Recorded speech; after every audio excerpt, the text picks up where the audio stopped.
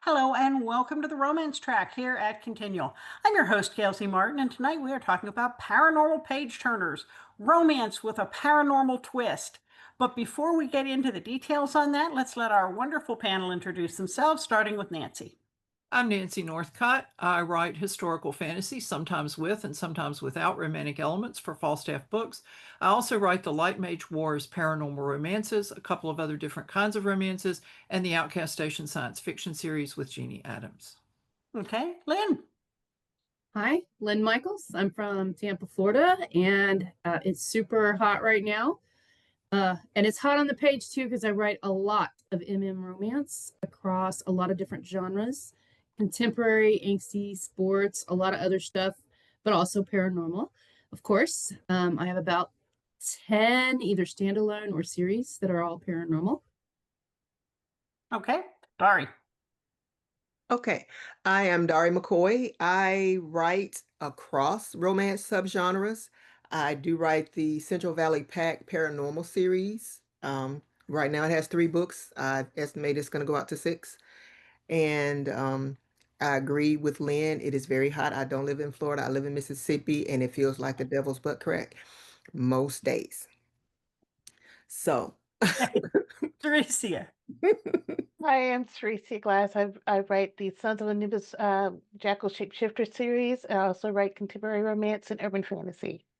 And I'm in Atlanta, which is not hot today because it's been raining all day, and I don't think it broke 80. So I'm enjoying it even though it's soggy. Yeah. Layla. Hi, I'm Layla Dorine. I write LGBTQ fiction and romance, heavy on the rockers, the bikers, and of course the shifters. And I've got a ton of different kinds of shifters, from lions to snakes to wolves, dragons, hedgehogs, you name it. I've probably come up with a shifter idea for it. We're even working on a rock band called the Wino Rhinos. And yes, they are rhino shifters. I love it. Okay. All right. Hi, I'm Ari McKay, and as Ari McKay, we write contemporary and Southern Gothic romance. And with my writing partner, Rachel Angela, we publish as Rachel Angela Urban Fantasy, Paranormal, and a certain amount of horror as well. So that's us. Okay.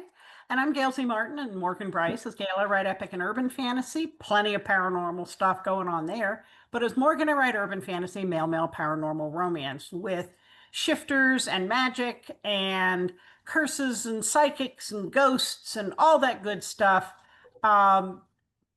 6 ongoing series, so plenty of spooky stuff to keep you happy. So my screen just rearranged. We lost Darie for a moment. I'm sure she'll be back. There she is. So let's start with what attracts you to stories that have paranormal elements, whether they're romance or not. What's the big deal about the spooky stuff? Nancy?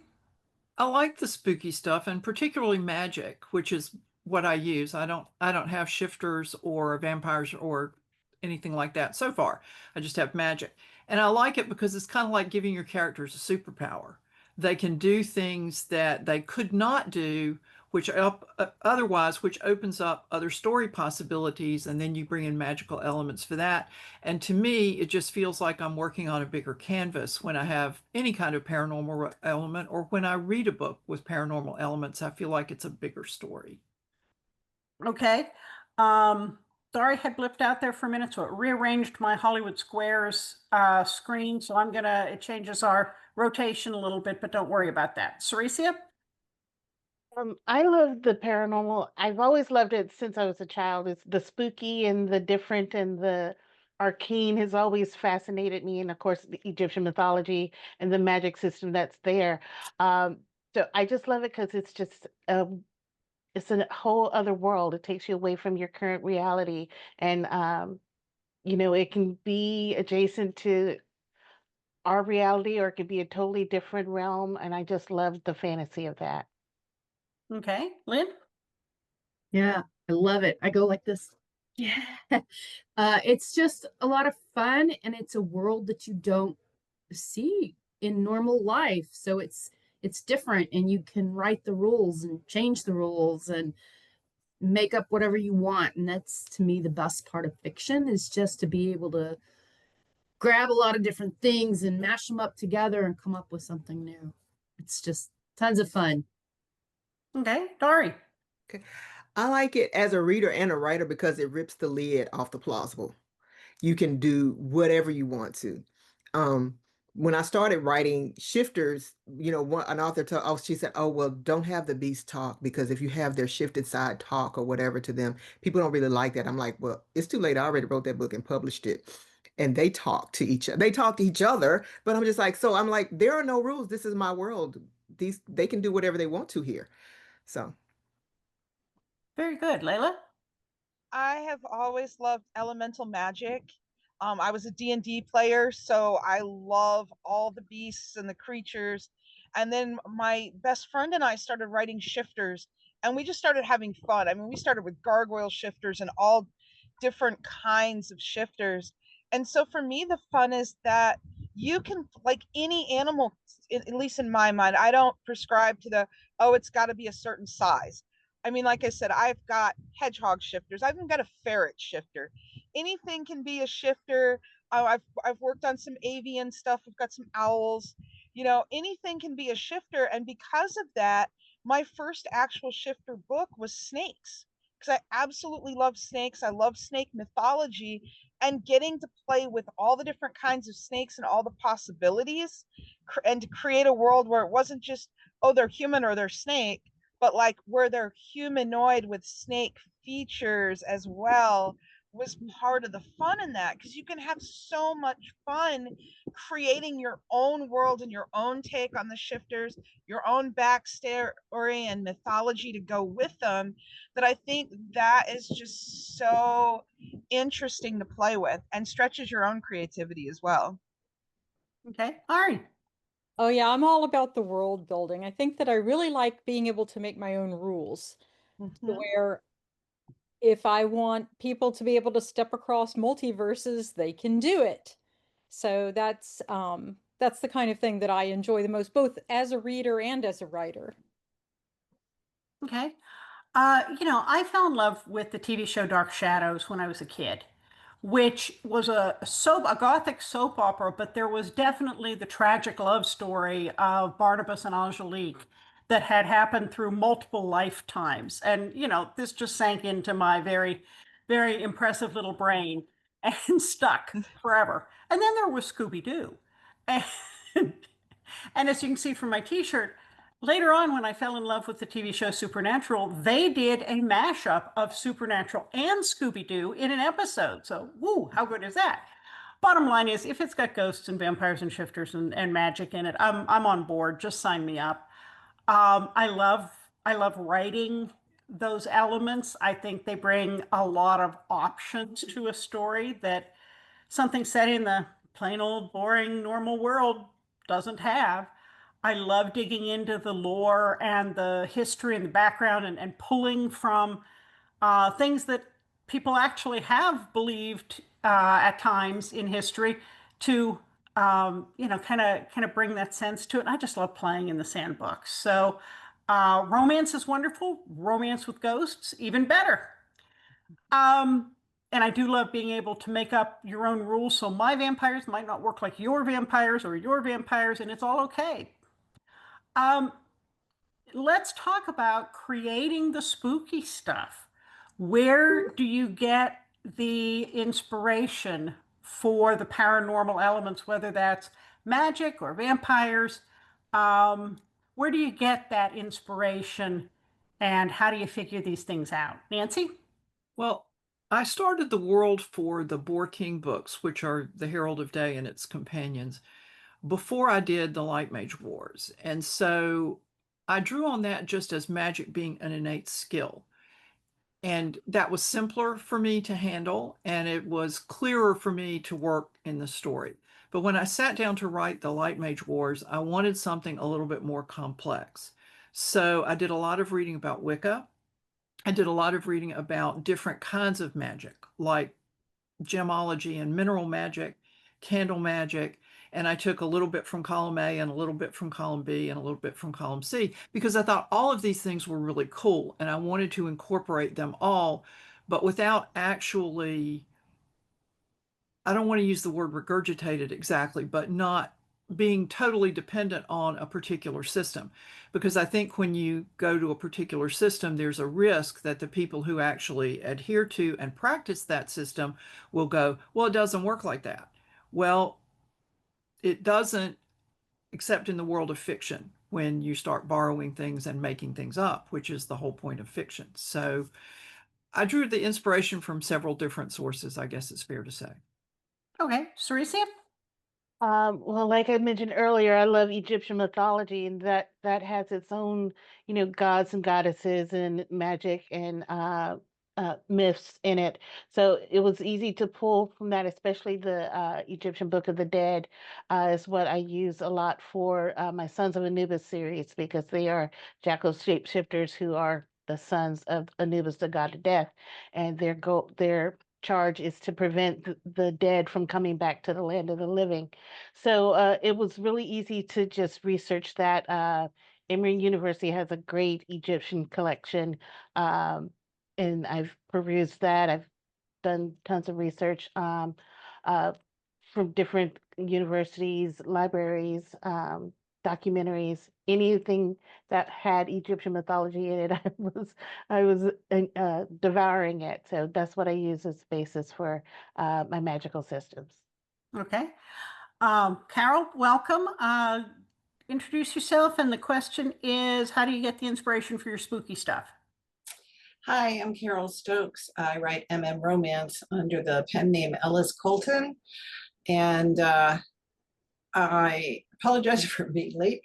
I grew up reading across genres. I read horror, I read fantasy. I grew up on things like The Dragon Riders of Pern and Twilight Zone and Star Trek and all kinds of things like that. And I have always been partial to horror, the paranormal, magical elements, anything that kind of really enriches and challenges our imaginations. And so when I started writing paranormal, I had like a whole attic in my head filled with all that stuff. I mean, I love Lovecraft and I love Victorian Gothic and I love anything that has that kind of rich imagery, rich language. I adore Ray Bradbury, who takes really great everyday images and moments and turns them into something utterly magical, both his language, which I adore, and the perspective, where the white suit a man wears becomes the ice cream suit, and it's like everybody, it just changes the lives of the men who wear it. All kinds of things like that. So really, when I finally started writing paranormal myself, it's all in there. And it's just kind of what particular angle am I coming at it from? Am I doing a little more science fiction-y, which is not anything I've actually published yet? Or am I doing something more romantic where, like vampires can be very romantic and sexy and everything? Or am I doing something where the world appears one way and then it's really another way? All of it is fodder and all of it is grist for my mill. So Okay. I could never point to just kind of one aspect because it was books, it was TV, it was movies, it was the fact that my mother read tons of bodice rippers, but also introduced me to things like C.S. Lewis's Paralandra series. you know, I was really fortunate to have this kind of very eclectic background, and it really makes it fun and interesting for me to say, I'm going to do this, I'm going to do this, I'm going to do this, Okay. and then to also Awesome. read it all from everybody else. Okay. Darie? I thought I already answered that question. I don't think so, because we went with Nancy and then Seressia and then Carol. And this was the how do you get the inspiration for the spooky stuff? I lost it. Thank you so much for That's repeating. okay. Um, actually, it is. I've taken from so many things that I've been interested in because I have always been interested in the magic and the sci-fi, and I'm a Trekkie to my heart, but I also love the Star Wars space operas. So it's all just out there, and I spent some time um just like folklore. I was um for a while I was a part of a group that did every year did a Kwanzaa celebration, and one of the things that's a part of Kwanzaa is storytelling. So we would usually have a person who was like skilled in storytelling, but especially African lore, to come, and he would tell us stories or whatever. And it I bought a book. It's like I bought a series of books. I'm like, okay, so I was like reading the books, and now those things are in there along with the things that I've studied in school, all the Greek mythology and different things like that that I've been exposed to. So it's all in there. And so that when I am just like basically sitting with my own thoughts, I'll have a what if. And because that's where my whole series started. This started with a what if. And and it was what if anything that you truly desired could come to pass. If you truly desired it, you had to really want it. What if you truly desired it, it could come to pass, and if you put your hands on things and make it happen. Okay. Lynn? Yeah. Reading, watching TV, movies, mythology. I researched tons of things, going right down the rabbit hole for every single story. But overall, I just like to mash up stuff. So I love vampires, horror, science fiction. I've read from A Wrinkle in Time to watching Battlestar Galactica or Labyrinth, just, everything I could get my hands on. Um, One time I did a school paper comparing Bram Stoker's Dracula with Stephen King's Salem Lot. So I just love vampires. One example I think from my own writing is my shifter series, Operation Alpha. And these shifters are man made, taking that whole lore of the big bad government projects. But then it turns to what do these guys do with what they have, which becomes very character driven. So just really a lot of different elements from a lot of different places pulled in to get massaged into my own little creation. Okay. Layla? I always loved mythology, but when I was about 16, the drummer in the metal band that I was playing guitar in introduced everyone in the band to D&D. And that's how we spent our downtime when we weren't playing or writing music was he'd break out the books and play D&D. And I ended up playing D&D all through college. And I loved the world building, but I also loved that like you had to think of things from a different perspective. So when I was creating my Comet Lake Chronicles, which is my wolf shifters, I wanted to create a society where it was like all the good ideas that we as a society used to have or rely on and kind of got rid of. So everything for them is trade based. They don't use human currency. They trade goods, they trade services. They take care of their elders. They modify their elders' home. They have a crew that will just do modifications. They're skilled, um, contractors. So if somebody needs counters lowered, if they need a stair lift, if they need to move and have their house modified, there's a crew that does that. And then their penal system for punishments, you end up on a work crew and you do good within the community until you earned your way back into the good graces and good standing, based on whatever you did. They grow crops and they trade with each other. They have a community kitchen. And yes, they have a wolf version of Meals on Wheels where they cook the food and they take it to those who need it.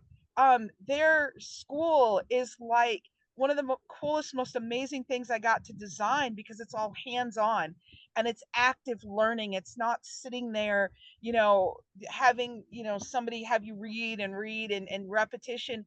It is hands on. So they're learning it. But then as they get older, they're coming in and helping the younger ones learn it too. So it's kind of that philosophy of learn, do, teach. Very And cool. it was just a whole lot of fun to play with paranormal, because I could do that and not have to deal with someone going, that's not realistic. Well, neither are wolf shifters, bear shifters, owl shifters, or anything else in the world. So, And your point enjoy is? the world. Very good. Ari? Well, like Layla, I actually came from a D&D background. And of course, I've been reading science fiction and fantasy since I was a very small child. And so a lot of that did play in. I have to talk to Miss Seressia because I'm a big Egyptian mythology fan myself. In fact, I wrote the Carnival of Mysteries is all based on Egyptian mythology, as Gail can attest. Um, but it was very much for me a synthesis of various things where I think in some ways too, it's like you read something and you sort of like what somebody did, but you didn't think they took it far enough, or you thought you could bring your own spin to it that might be a little more interesting, a little more creative than what the person that you were reading did. And so, a lot of inspiration out of a lot of different things. And I think that my background in playing D&D has made it so that every single magical system I have ever used or ever written in a book has to be logical and internally consistent, and which has driven me crazy about a certain very, very popular but problematic universe and its horrible magic system that makes no sense. So, yeah. Well, I also play D&D.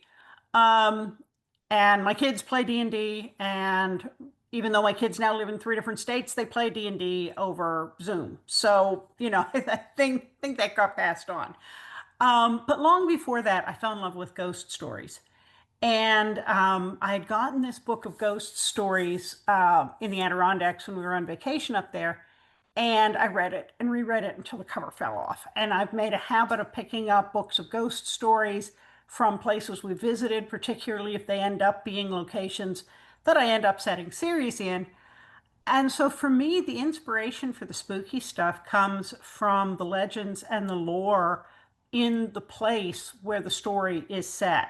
So I'll sit down and Google haunted Cape May, New Jersey, or ghosts in the Adirondacks, or, you know, Pittsburgh ghosts. And that's a starting point because that's what people have already made up and believed in.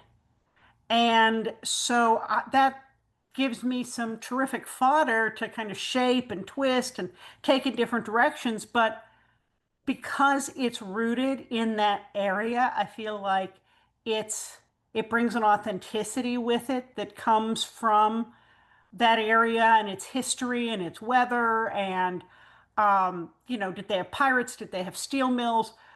What was the what were the bones of that area? And then how does that translate into its stories about ghosts and magic and disappearances and hauntings?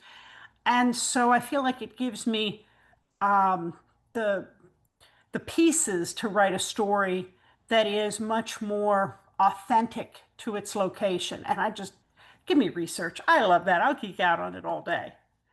So romance itself has a kind of magic to it. How does the paranormal element influence how you write the romantic element in a paranormal romance? Nancy?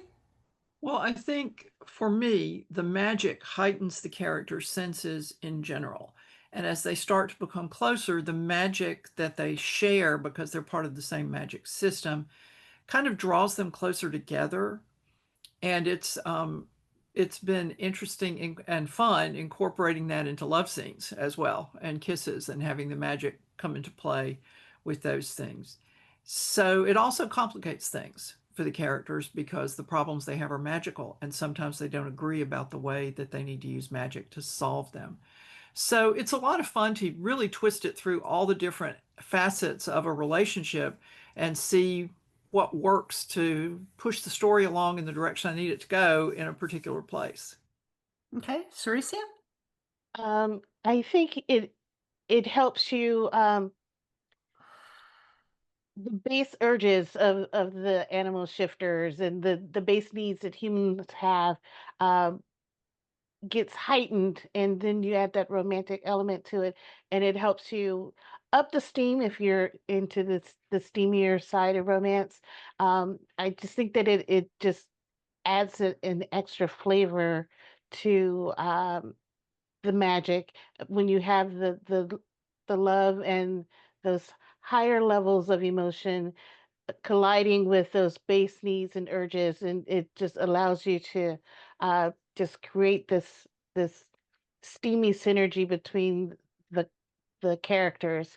And I just think that is fascinating to kind of play off of that, um, the animalistic urges versus romantic urges, and the need to be with the ones that get you. Okay, Carol? Well, so far my paranormal stories have involved the main couple is two humans, but they're operating in a magical paranormal world. And so for me, there's often a sense of uh, they're bonding together more because they're facing danger and threats, and turn to each other to rely on to both survive and figure out what's going on. And also that as they're exploring this magical world, they find out more about themselves, and so their characters get enriched and deepened because they're learning things about themselves as they're learning about the paranormal in their world. Um, so I feel like that really enhances their romantic bond and their sense of protection of each other and dependence on each other, not dependence like codependent, but like I rely on you to help keep us safe and to be my partner. And as I open myself to you under these dangerous circumstances, our love is, binding us together and drawing us closer, which of course leads to all kinds of romantic things. Mm-hmm. Darie? So most of my people, and what I love about writing in the paranormal that gives me into the romance, is most of my people are fated mates. That's the way we do it. We do fated mates, and with fated mates, the instinct takes over. So while they will have an immediate physical attraction to one another, so and I am with the spice, so the spice will probably happen in the first two chapters, likely in the first few pages, because they'll meet each other and it is on site. But then I spend the rest of the book putting them together emotionally so that it's not just physical. They have to deal with whatever their things are for them to now make a life together, because you're bound to one another. One can't, in my shifter world, one can't live long without the other. So Very good. Lynn? Yeah, this is a great question. And I love playing with exactly that in my stories. I love to play with how the characters are impacted by the supernatural and how they look at each other and how they look at the world. And I think my best example of that's Love Potion 69, Love Potion number 69. It is what I kind of call paranormal light, or my version of magical realism. So there's like only one little tiny piece of magic, and in this case it's kind of a love story or a love spell, and how throughout the story that playing with that love spell affects the characters. So I made one a very technical guy very far from believing in any kind of magic. And the other one works for the family bookstore that is a little witchy. So they're impacted by it, and they have to decide, was their new relationship because of that or not because of that? And so they kind of go back and forth with all of that, and it's definitely gets very steamy. But it's just really a lot of fun to see how far you can push those characters and how they can relate to each other and look at the world and see how maybe that one thing can change you, and definitely changes the characters in the story. Layla?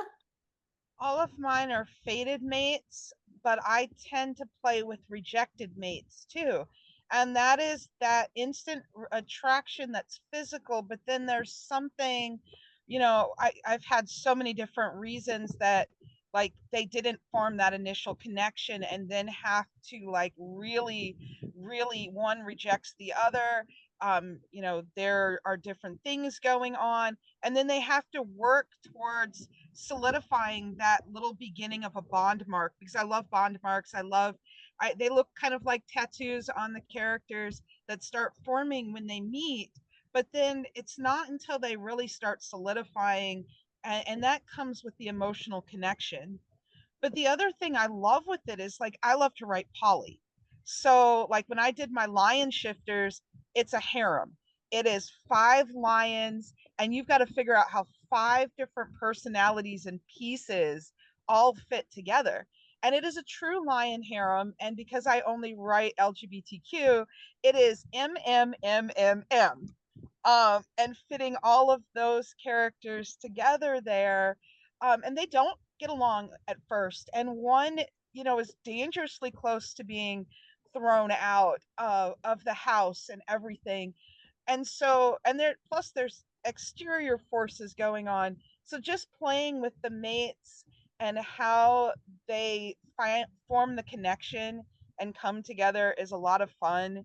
And then, of course, the magic that goes with it, and the different things that you can do magically, especially like with the dragon shifters. TL Travis and I have had so much fun with our Primordial Protectors Dragon series because they're elements. And there's, our first book, we've got a human and a dragon. Trying to get those two on the same page, we had some fun with that one. How about you, Ari? Well, guys, I tend to write all over the spectrum. So like I've got a werewolf and an elf, and a werewolf and a mage, and a vampire and a human, and then a dragon and a human. And while fated mates play into it, it's really fun to play with, what if one of them feels a mating bond and the other doesn't? So that's what a lot comes into play in my books, is like a one-sided mating bond where this shifter is attracted to this human and the human's like, oh, I don't, so the shifter is left with, I've got to actually romance this person. They're my mate, but they don't feel the mating bond like I feel it. And so there's having to work through all of the hijinks that ensue from that kind of missed connection there. Okay. Yeah, now in my 6 series, only one of them has shifters. And I don't have any hedgehogs, but I do have a squirrel. And those are just a lot of fun because I'm inspired by every shifter series I've ever read. And you just go, ooh, wouldn't that be an interesting pairing? And then you go from the characteristics of the actual animals, kind of translate that into human and go, well, that's going to be a real interesting quirk that guy has. It's true to the animal, but it wears a little different on a person. The other 5 series are human couples who have different magical abilities. Some characters have none, but they believe, or they come to believe. Some are psychics or mediums or witches or psychometrics who can read the magic and history of objects by touching them. And so part of falling in love is finding out about the other person's abilities, figuring out whether or not you can accept that and live with it and believe in it, and then figuring out how being together makes you stronger than being apart. And while only the shifters have fated mates, I am very much of a believer in soulmates. So my characters generally find that they really do have kind of a cosmic connection behind it all. And that's just a lot of fun to have them discover this as the relationship evolves over time. And they also learn how to use their abilities together to stop the bad guys. Well, folks, we have blown through our time, and I want to make sure we have time to go around and let everybody say where we can find you online. And if you have a new, recent, or upcoming book, let us know. Nancy? You can find, whoa, voice went, sorry. You can find me at nancynorthcott.com. I'm Nancy Northcott on all the different social media. And there are also links on my website for everything except Blue Sky, because I don't know how to do that by myself. And the web host hasn't made it easy for me yet. My next release in the romance category will be toward the end of the year, and it will be Traitor Mage's Fate, which is another Light Mage Wars paranormal romance. And you can find me upcoming at DragonCon and Multiverse. Very good. Seressia? You can find me at Seressia.com and on social media at Seressia for most of them, or at Seressia Glass. As far as what's new and upcoming, I'm working on the Sons of Anubis series. Book 3 will be out next Friday, the 15th. I'm very excited about that. And yeah, that's how you can find me. Cool. Carol? As Carol Stokes, you can find me on Facebook and many continual panels. As Ellis Colton, you can find my newsletter sign up and all my social media links at elliscolton.com. I just had a new book out, The Malevolent Sea, which is now available on Amazon. And I'm currently delving into a world of a vampire human romance that hopefully will be out by Halloween. Very nice. Darie? You can find me at Darie McCoy LLC .com. That's my website. I am Darie McCoy, or author Darie, on social media, Facebook, Instagram, Threads, TikTok, Blue Sky. I'm sure I'm missing something like BookBub and Goodreads. And my most recent release is under my Spicy Pit name, Teacher. My Spicy Pit name is Midnight Lock. And my next book to be released is actually, there it is the second book in my fantasy series that is part of the Getaway Chronicles, but also called My Blessing series. And it will be out in September. So I think that's it. I Very nice. think that's it. Lynn? Yes. So between now and the end of the year, I have a bunch of contemporary ones coming out. But after the first of the year, the new Carolina Sky book should be coming out, and that is Rock Stars and Vampires, where the rock star, when he sings, he attracts vampires, and it's a lot of fun. So look for that after the first of the year. All of my social media links, including newsletter sign up and complete book listing, can be found at lynnmichaelswrites.com. Layla? You can find me at Layla Dorine author at wix.com, Rainbow Lyrics and Mellow Mushrooms, all over Facebook, Instagram. I'm trying to do better with Blue Sky. My last paranormal release was Prayers for the Prickly. That was part of the Heat, Pray, Love series, which for mine was a hedgehog and a Wolverine shifter.